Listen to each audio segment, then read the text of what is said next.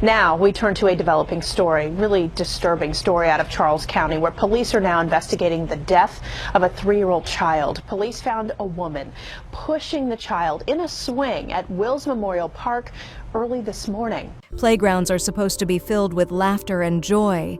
But when police arrived at this Maryland park, they found only silence. A mother pushing her son on a swing. The same motion she'd been repeating for days. The same motion she continued even after 3-year-old G, Airy, had died in her arms. Now you're probably wondering how we got here. How does a mother end up in such a horrific situation? Well, it all started innocently enough. Romekia Sims was just another face in the crowd at a basketball game. The year doesn't matter as much as what happened next. James Lee was working security that night, and after some exchanged glances, they struck up a conversation. You know how these things go. A few shared laughs, some small talk, and before you know it, they're spending time together. Both of them called Clinton, Maryland home, small town, just over 40,000 people, the kind of place where everyone knows everyone and news travels fast.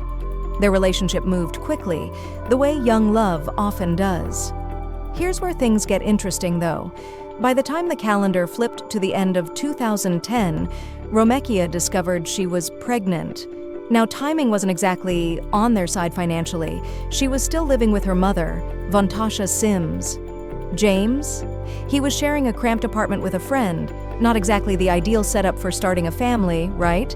But here's the thing about hope. It doesn't care about your bank account. Despite their circumstances, they were excited about this new chapter. And in August 2011, Airy Lee entered the world. Let me tell you about this little boy because understanding who he was makes what happened later so much harder to accept. Airy wasn't just active, he was pure energy. The kind of kid who couldn't sit still, who found joy in everything around him. He loved playing, loved being around family. His older cousin became his best friend, and they'd spend hours kicking a soccer ball around or battling it out in video games. For a while, everything seemed to be falling into place. James managed to secure a 2-bedroom apartment in La Plata, another small Maryland town.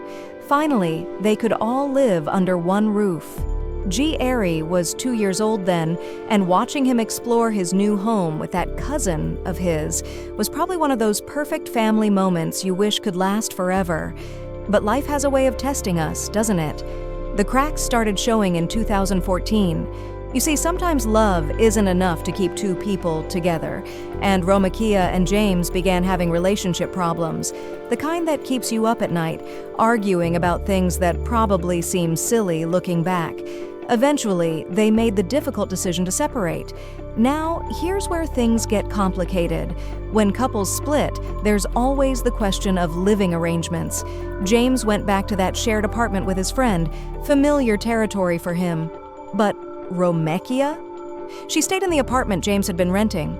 She had nowhere else to go, and with a young child, stability mattered. To James's credit, he didn't just disappear. He helped with expenses when he could, trying to make sure his son had what he needed. Meanwhile, Romekia was working as a sales associate and attending university. She had dreams, you know. She wanted to graduate and become a teacher. There's something admirable about a single mother juggling work, school, and raising a child while pursuing her goals. But dreams don't pay bills, do they? Somewhere along the way, Romekia lost her job.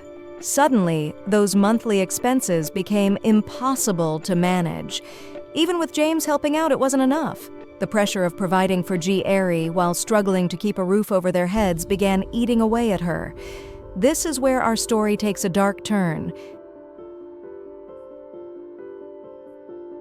What happened next wasn't a choice Romekia made.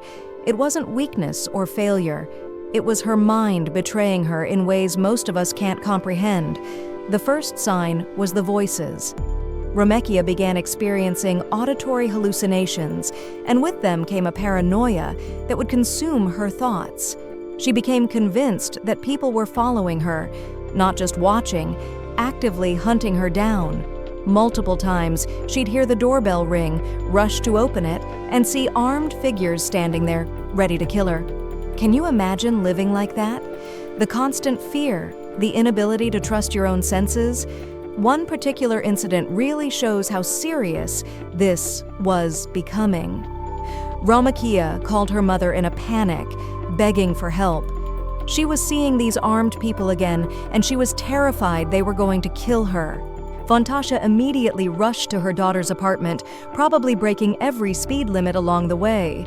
But when she arrived, everything was normal. The hallway was empty, no armed figures, no threat, just her daughter, trapped in a reality that existed only in her mind. The family tried everything they could think of. Romekia's stepfather got similar panic calls and would race over, only to find empty corridors and confused neighbors.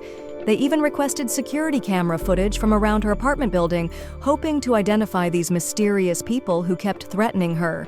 The footage showed nothing. No armed figures, no threats, just the heartbreaking confirmation that Romekia was experiencing severe hallucinations. This wasn't just stress or exhaustion anymore. This was something much more serious, and everyone around her was starting to realize it. Before we get too deep, hit the like button, share your take in the comments, and tap subscribe with the bell so you never miss the next episode of Deranged Women. February 2015 brought another crisis. James was at work when his phone rang. Romekia's voice came through frantic, barely coherent. "Someone was inside her apartment," she said. "They were trying to get her." The words tumbled out in fragments that made little sense. James found himself in an impossible position. He couldn't leave work immediately, called her mother. Vantasha made that familiar drive to her daughter's apartment once again. When she walked through the door, nothing seemed out of place. No intruders, no signs of forced entry. Just Romekia and Airy in their living room. But something was different this time. Romekia stared at her mother with confusion, taking several long moments to recognize her own flesh and blood. The woman who had raised her, who had rushed to her aid countless times, had become a stranger in her daughter's fractured reality. Vantasha knew they were past the point of hoping things would improve on their own. She loaded Romekia into the car and drove straight to the hospital. The diagnosis came after a series of tests: paranoid schizophrenia and depression. Finally, a name for the chaos that had been consuming her daughter's mind. The doctors prescribed medication and sent them home with instructions that seemed simple enough. Take the pills daily and the hallucinations would stop. Simple instructions. Life-changing consequences if ignored. Vantasha made a decision that probably saved her daughter's life in the short term. She invited Romekia and Airy to move in with her. Between the unemployment and the cost of prescription medication, her daughter was drowning financially. More importantly, someone needed to make sure Romekia took her medication every single day. The living situation wasn't ideal. Vantasha had been staying at the Deluxe, a roadside hotel in La Plata. Not exactly a family-friendly environment, but it was shelter. The other hotel residents started noticing problems almost immediately. Loud arguments between mother and daughter echoed through the thin walls. Neighbors reported hearing shouting matches, and worse, they witnessed Romekia mistreating Airy. Police reports documented instances of violence between Romekia and her mother. Even medication couldn't fix the underlying tensions. Two women trying to share a cramped hotel room while managing a mental health crisis and caring for an active 3-year-old. The stress was building toward an explosion. February brought that explosion. After another heated argument, Romekia decided she'd had enough. She gathered her belongings, took Airy, and called a taxi. Vantasha watched them leave, probably wondering if this would be the last time she'd see her grandson alive. Romekia hadn't bothered to tell James about the fight or her plans. That call came from Vantasha, explaining that her daughter and Airy were heading to his apartment. James waited and waited. Hours passed with no sign of them. James got in his car and began driving the route the taxi would have taken from the hotel to his place. What he discovered still haunts him. Romekia had experienced another episode while riding in the taxi. In her mind, someone was chasing them. The logical response, according to her hallucination-addled brain, was to open the taxi door while the vehicle was still moving and jump out with Airy in her arms. James found them wandering along the highway in the dark. The temperature had dropped to freezing levels. Airy was barefoot, wearing nothing but thin pajamas, his small body shivering uncontrollably. The hospital trip that followed confirmed what James already feared. Romekia had stopped taking her medication. This incident changed everything for James. Watching your 3-year-old son nearly freeze to death because his mother jumped from a moving taxi, Romekia wasn't just a danger to herself anymore. She was a direct threat to Airy's safety. In March 2015, James filed for full custody. The paperwork laid out his case in stark terms. Romekia Sims was mentally unfit to care for their child. Romekia needed help, not custody of a vulnerable child. The judge's ruling crushed him. Both parents were deemed fit to care for Airy. Shared custody would continue, with the boy spending alternating weeks between households. James left that courtroom knowing he'd failed to protect his son when it mattered most. The custody arrangement went into effect immediately. 1 week with Dad, 1 week with Mom. A schedule that would prove fatal within days. 3 days after losing the custody battle, Romekia made another decision that would seal Airy's fate. She stopped taking her medication again. This time, she had a reason that made sense to her. The pills weren't working anyway, so why continue taking them? Vantasha didn't realize her daughter had quit her medication until it was too late. By then, the voices had returned stronger than ever, and the hallucinations were more vivid and commanding than they'd ever been. May 20th, 2015. Romekia woke up that morning hearing the voices again. They were clearer now, more insistent than they'd been in months. Around mid-morning, Romekia announced her plans for the day. Airy had developed a slight cold, so she needed to stop by the pharmacy to pick up some medicine. After that, maybe grab some fast food, then take him to the park for some fresh air. A normal day for a mother and her 3-year-old son. Vantasha watched them leave the hotel room. Airy was probably excited about the playground. What 3-year-old wouldn't be? They arrived at the park around 11:15 in the morning.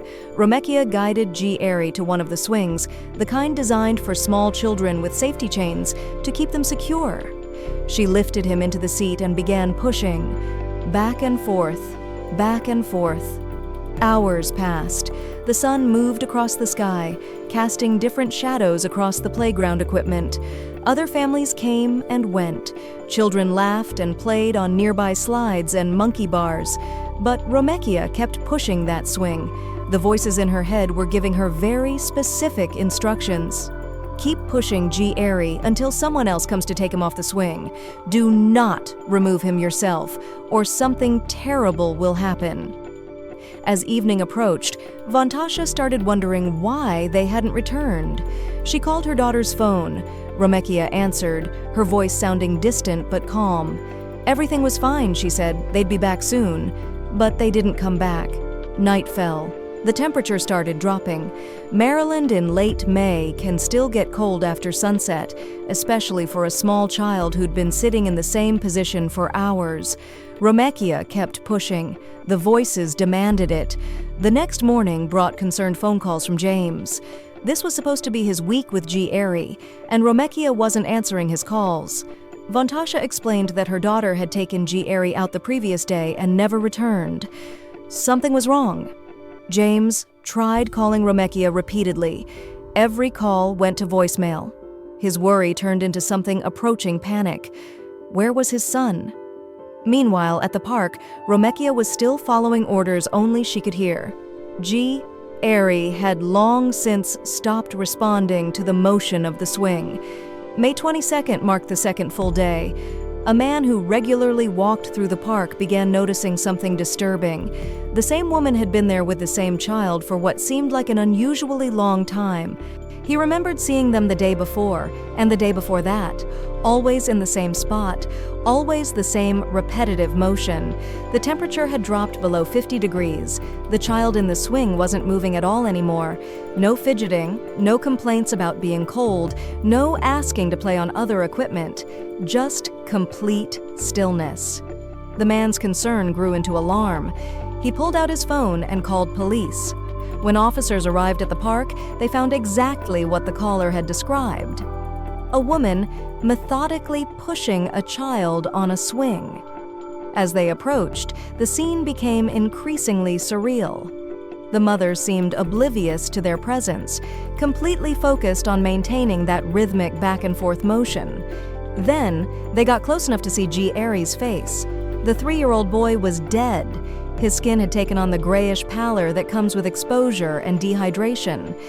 When officers tried to speak with Romekia, her explanation chilled them to the bone. The voices had told her to keep pushing until someone else came to take G. Airy off the swing. She was simply following instructions. If she removed him herself, the voices warned, something terrible would happen.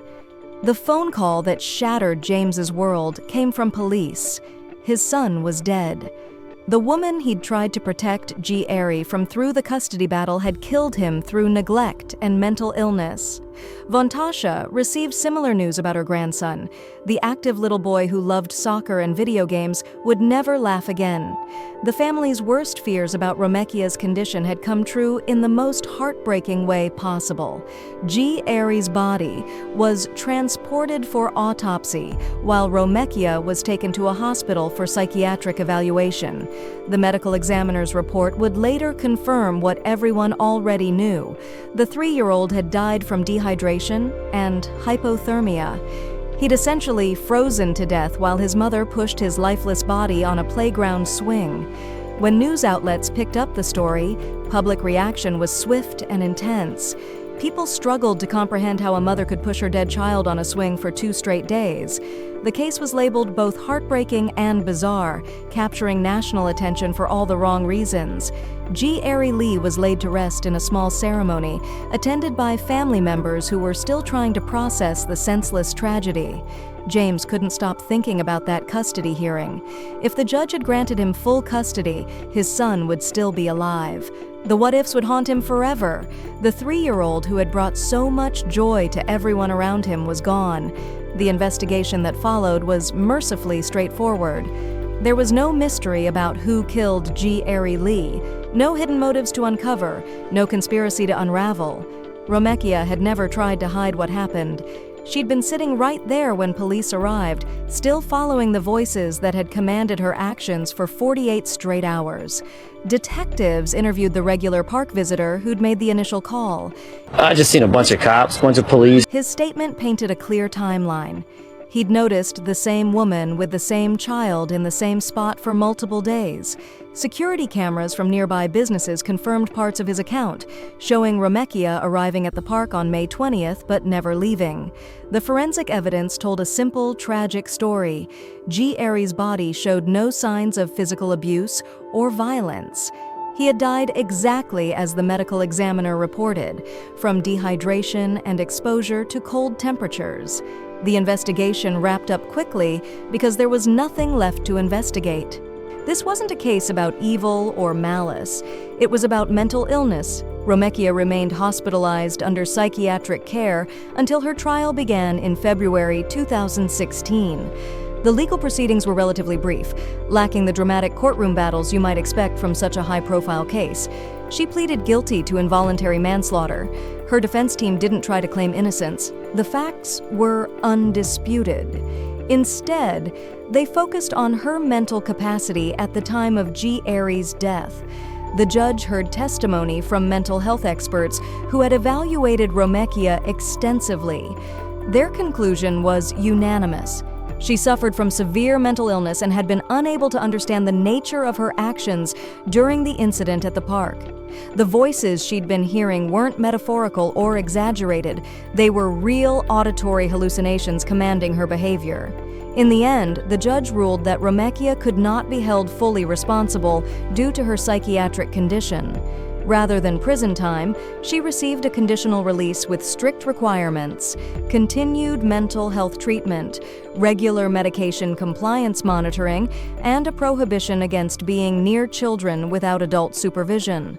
The case of Romekia Sims and Airy Lee became more than just another true crime story. It exposed the gaps in how society handles severe mental illness, especially when children are involved. James's fight for custody had been based on documented evidence of his ex-girlfriend's deteriorating condition, yet the system failed to protect an innocent child. The tragedy raised uncomfortable questions that still resonate today. How many warning signs does it take before intervention becomes mandatory? When mental illness conflicts with parental rights, where should the line be drawn? Airy's death could have been prevented if just one decision had been made differently along the way. James carries the weight of those what-ifs every single day. The custody hearing that he lost haunts him more than any other moment in this entire ordeal. He had tried to save his son through legal means and failed. The system that was supposed to protect children had instead delivered Airy into the hands of the very danger he'd been trying to escape. For Vantasha, the loss of her grandson compounds the ongoing tragedy of watching her daughter battle severe mental illness. She had done everything a mother could do: providing housing, ensuring medical care, staying vigilant about medication compliance. Yet somehow it still wasn't enough to prevent the unthinkable. According to reports, Romekia frequently visits Airy's grave.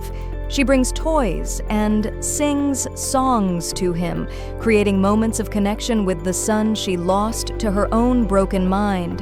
Whether she fully comprehends what happened that day at the park remains unclear. The same illness that caused the tragedy may mercifully protect her from fully understanding its consequences.